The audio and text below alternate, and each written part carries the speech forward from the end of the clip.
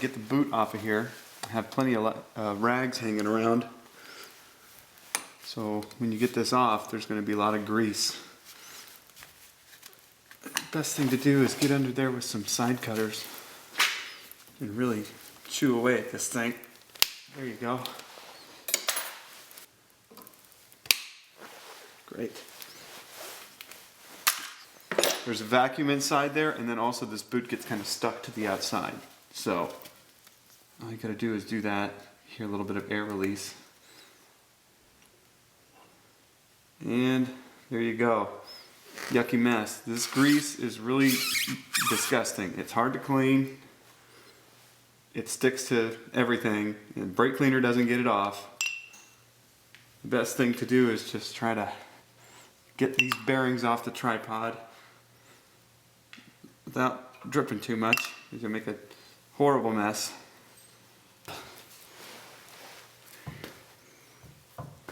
Get the boot off of here. You can cut it off. I usually like to cut it off. Once you get this tripod off, it'll slide off. But if you're really in a pinch and you don't have another boot to use, you can slide it off and reuse it. But that's probably only a temporary idea.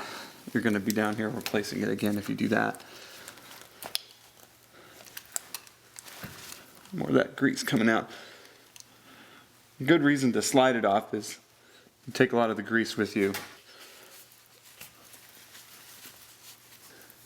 You need to get a pair of snap ring pliers to get this snap ring out. That's kind of a finicky job, especially if you're lying on the ground on your back. There you go. A little screwdriver helps with this. Once it's started, you could just pop it out. There it is. Now, all these things come new in the kit as well, so if they get destroyed a little bit, no big deal. Now this tripod's sliding off pretty easily. Usually you need a puller, or some tapping here about it. I've hit these pretty hard and they've been resilient. Put the new boot on, just get a little bit of that nasty grease and put it there so that it's a little easier to install the new boot. Yeah, make sure you do this. Don't put the new tripod on without putting the boot on first. You could put it on either way, it doesn't matter.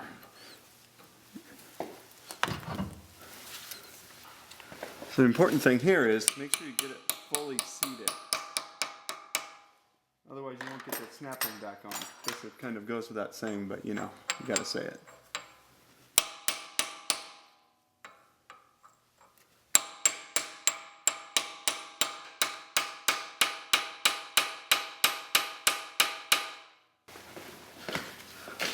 There we go, it's a little more roomy.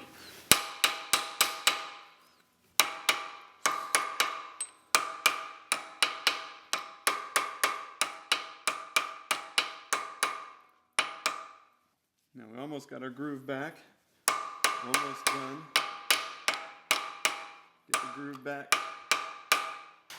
New snap ring. There's two rings that are in the kit. One of them is this flat and the other one is round. This one is supposed to go on the end of the axle joint as it goes into the transmission. So I'm going to save that one for later. I usually don't change that one. I usually don't change this one either, but you've got it, you might as well. So just put that on, and going on is usually a lot easier than coming off. I really do need a new pair of these pliers. Maybe a birthday present. Somebody wants to buy one for me. A lot of times you can cheat it on this way too.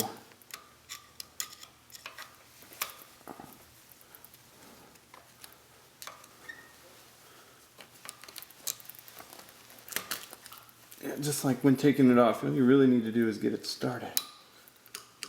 And you can work it on the rest of the way.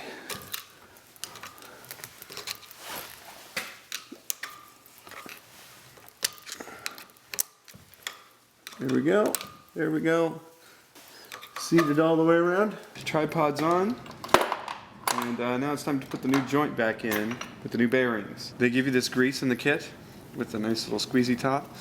Something that I learned at the dealer watching real technicians was that, you know, it's just really kind of finicky dealing with that spout, and it's a good idea to just pull this thing off, because it ultimately you want to squeeze it all out of there, and it comes out through that hole much better than that hole. You want to get all of this grease, and you want to get it everywhere inside of there and everywhere inside here as well. What I've seen a lot of techs do is go ahead and take a good squeeze and just dump it right in there, just to get kind of a good glob in there. Get these bearings in your hand ready to go. Now, when you put these on, keep in mind that there is a one side, inside and an outside of these.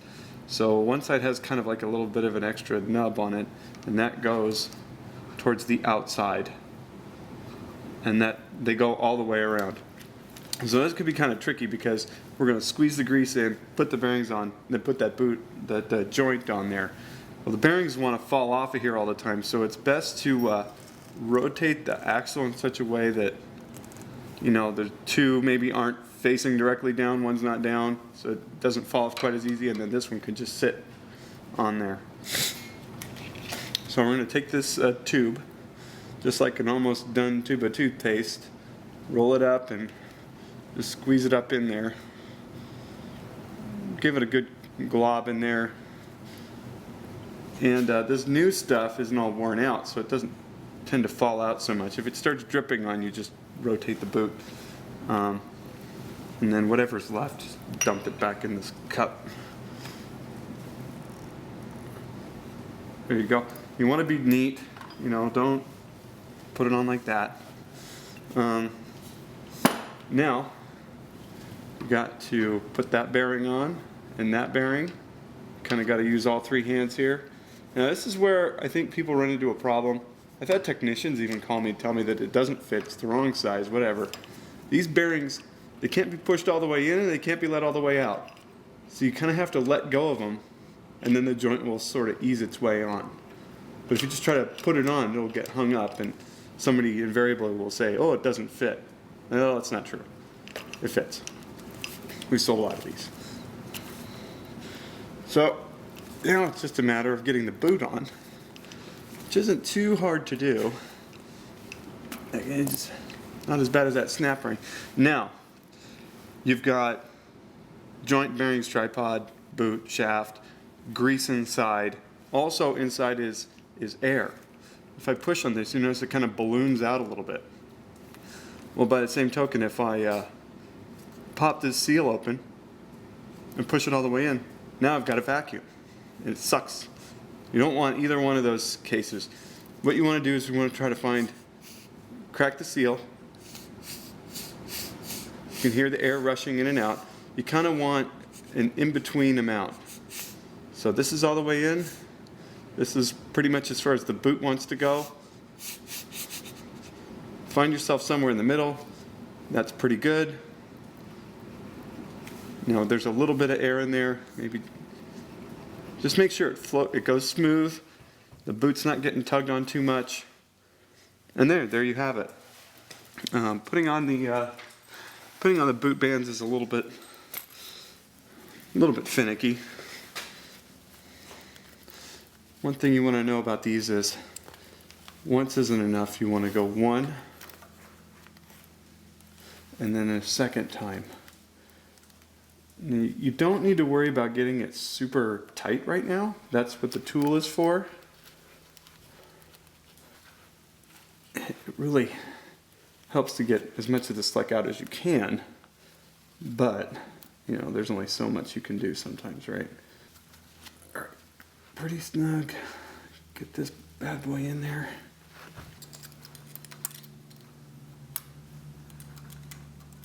And if you're not getting there you go.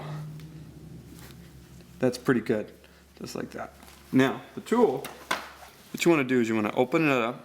This is a cutting mechanism. It creates a little bit of a slot that the band slides through the tip, slides through the slot between the tool and this barrel, and underneath this pin, and then through the cranking mechanism. So let's actually cut off some of this here. Don't be afraid to think on your feet instead of struggling. Look at that. Just like I know what I'm doing.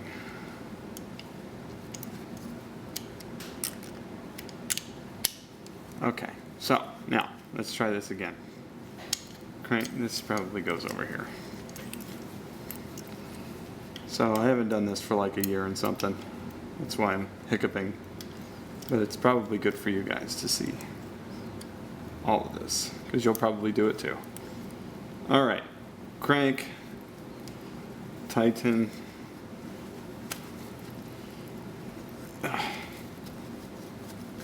Okay, now this is important. Fold it, right? Because that gives it an extra little snug, and then that's when you can cut it. All right, now you got a little nub here.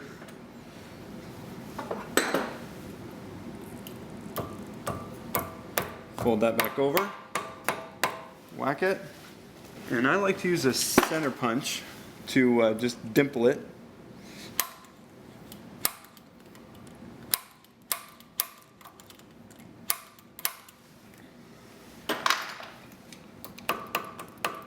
That kind of helps keep it in place. There you have it. Do the same with that. Put it all back together. You're good to go. So I spent a lot of time working with technicians at a dealership, and anybody who's done that knows that those guys are pretty much always in a hurry. They get paid by the job that they do, not how long it takes them to do it. So, you know, coming up with ways to do simple jobs is kind of an important thing for them.